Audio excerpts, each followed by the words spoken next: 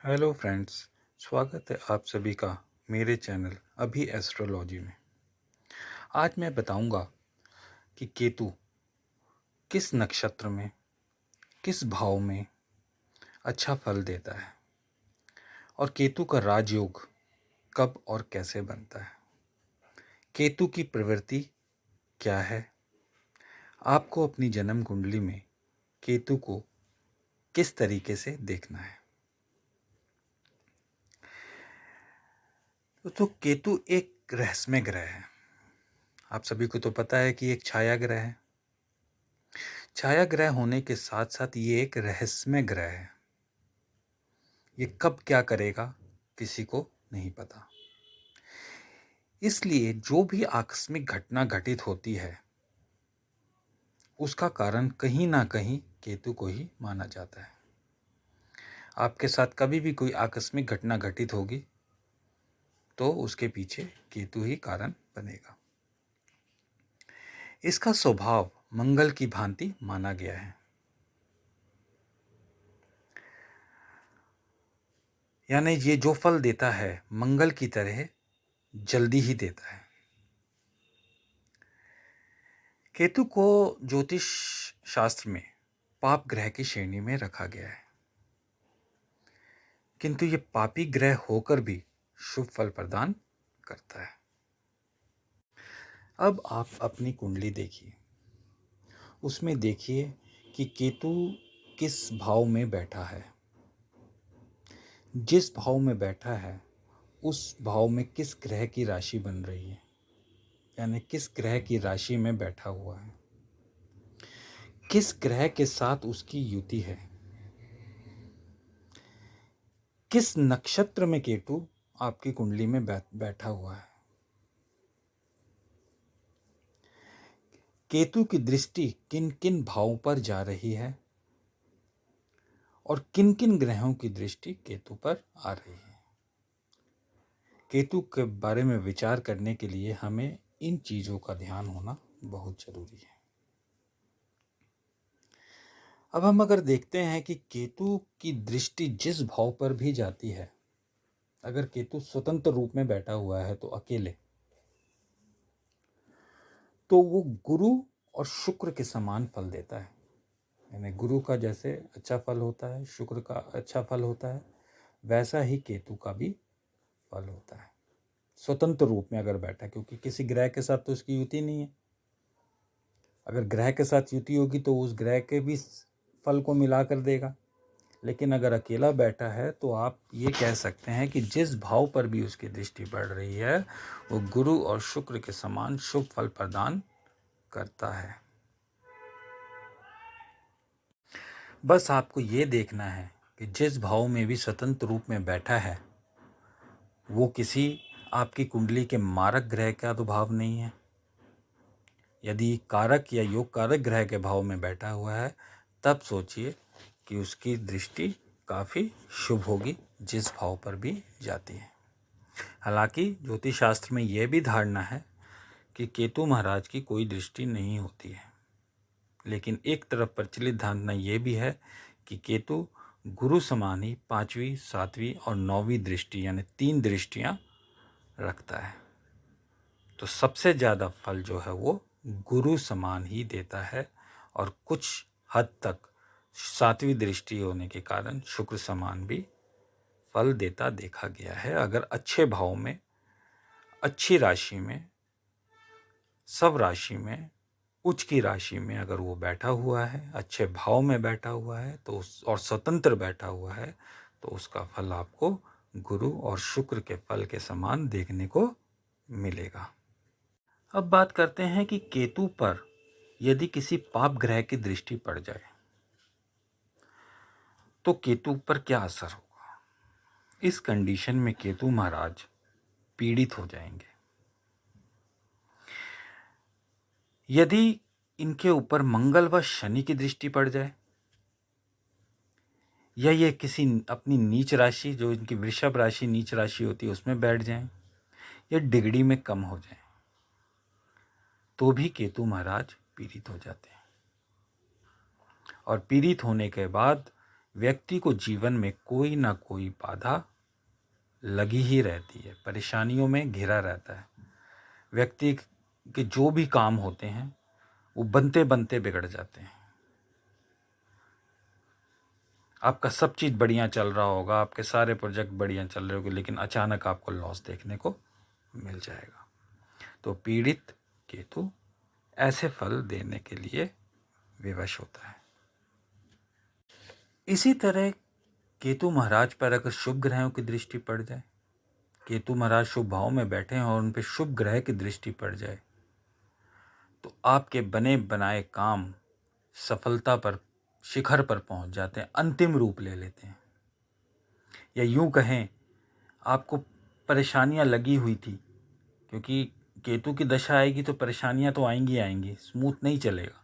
लेकिन शुभ ग्रह की दशा है, केतु शुभ स्थान पे प्लेसमेंट है उसकी, तो आपका काम अचानक ही आपको लगेगा कि ये बनेगा कि नहीं बनेगा, ये काम होगा कि नहीं होगा, लेकिन अचानक आप देखेंगे, आकस्मिक अचानक आप देखेंगे कि आपको उस काम में सफलता मिल गई, आपका काम पूरा हो गया, आपको सफलता हासिल हो गई, आप शिखर पर पहुंच गए। तो शुभ ग्रह की दृष्टि अच्छा फल प्रदान करती है केतु महाराज के केस में। बात करते हैं कि केतु महाराज अगर शुक्र, गुरु और सूर्य के नक्षत्र में बैठे हों, ध्यान रखिए, शुक्र के नक्षत्र में, गुरु के नक्षत्र में और सूर्य देव के नक्षत्र में, तो ऐसे केतु आपको खूब सफलता दिलवाते हैं।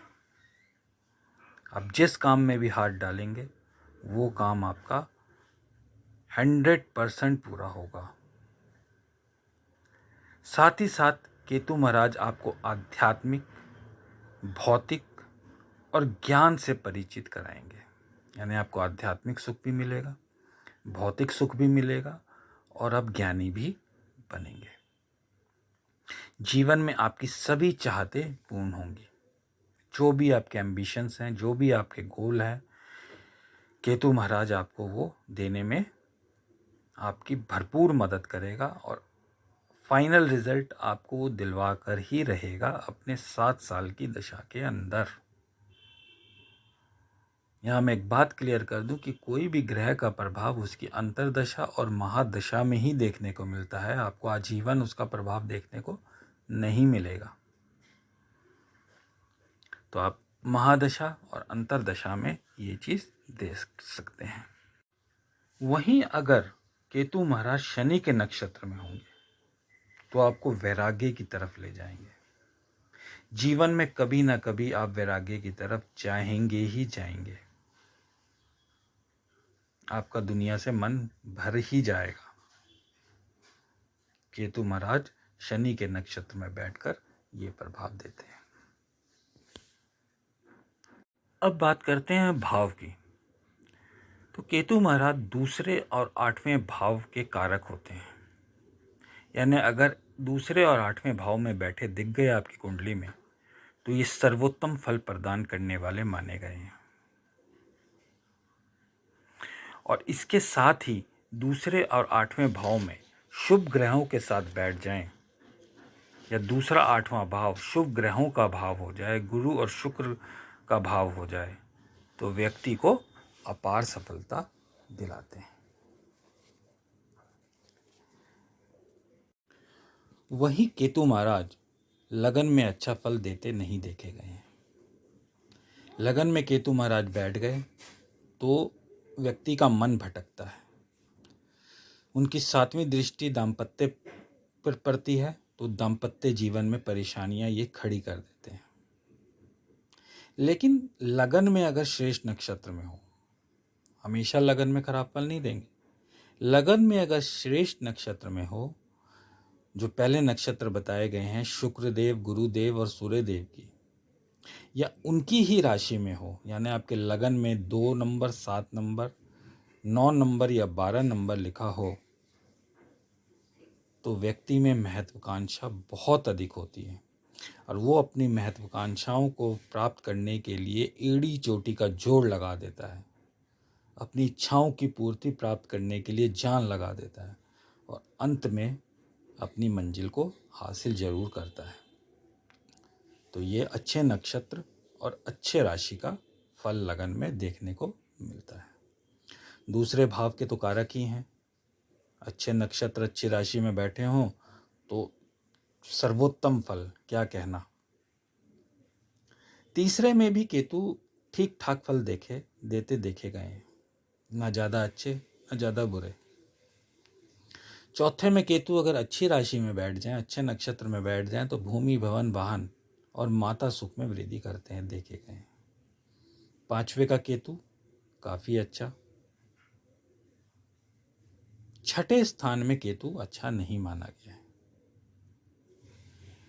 छठे स्थान में अगर केतु होगा तो रोग ऋण शत्रु की भरमार आपके जीवन में बनी रहेगी।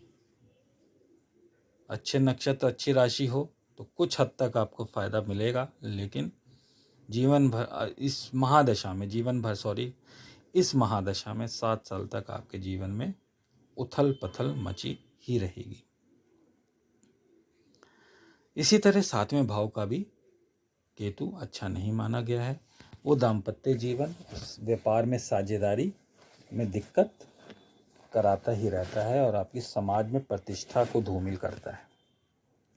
8वें का तो आपको कारक बताया ही कि कारक है तो सर्वोत्तम फल आपको जीवन में जो चाहिए 7 साल की दशा के अंदर ये आपको प्रदान करता है, दूसरे और 8वें भाव में बैठकर।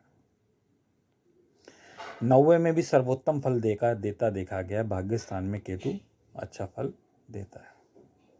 10वें में आपको साधारण फल देगा। 11वें में अच्छा फल देगा। क्यों? क्योंकि 11वें भाव में कोई भी ग्रह बैठा हो, सातों ग्रह राहु केतु सब अच्छे फल देते देखे गए हैं। 11वें में कोई भी ग्रह बुरे फल नहीं देता है। और 12वें में तो मोक्ष का कारक ही है, अध्यात्म सुख मोक्ष सब प्रदान करता है। अब यदि केतु महाराज गुरु या शुक्र के साथ युति में हो जाए, किसी भी भाव के अंदर अच्छे भाव में आ जाए, अच्छे नक्षत्र में हो जाए तो बहुत बढ़िया। बाकी गुरु और शुक्र के साथ अगर युति में हो जाए और वो राशि गुरु और शुक्र की सब राशि ही हो जाए तो ये एक राजयोग का निर्माण होता है। यहाँ पे केतु महाराज आपको बुलंदियों तक पहुंचा देते हैं। यहाँ पे केतु महाराज आपको करोड़ों में खिला सकते हैं, रंग से राजा बना सकते हैं। वहीं मंगल के साथ अगर युति होती है इनकी तो व्यक्ति में साहस की कोई कमी नहीं होती, व्यक्ति साहसी होता है। आप कोई भी काम करने में कभी भी डरेंगे नहीं अगर मंगल के साथ केतु की युति होगी तो ये था केतु महाराज का विश्लेषण। तो केतु महाराज को समझने के लिए आपको वो किस नक्षत्र में बैठे हुए हैं ये देखना है। शुक्र गुरु सूर्य के नक्षत्र में काफ़ी अच्छे फल देते हैं। आपको देखना है कि आपकी कुंडली में इन तीनों ग्रहों में से किसी एक के नक्षत्र में केतु देव बैठे हैं तो आपका समय बहुत अच्छा होगा। अच्छे भाव में बैठे हैं, अच्छी राशि में बैठे हैं, मित्र राशि में बैठे हैं, सब राशि में बैठे हैं, उच्च राशि में बैठे हैं तो सर्वोत्तम फल। 2 और 8 भाव में बैठे हैं तो सर्वोत्तम फल। 11 में भी अच्छे फल देते हैं, 12 में मोक्ष के कारक बन जाते हैं। अगर इनके ऊपर जहाँ ये बैठे हैं शुभ ग्रहों की दृष्टि होती है तो सर्वोत्तम फल।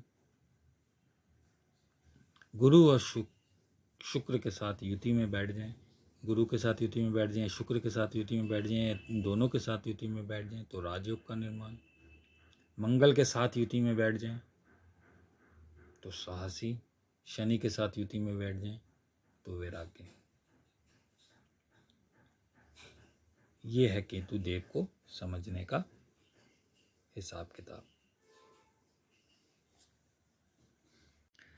तो दोस्तों अब इजाज़त दीजिए, आज के लिए इतना ही।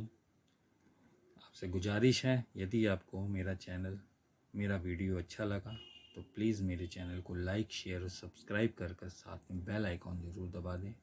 मिलते हैं अगले वीडियो में। किसी अन्य टॉपिक के साथ। धन्यवाद।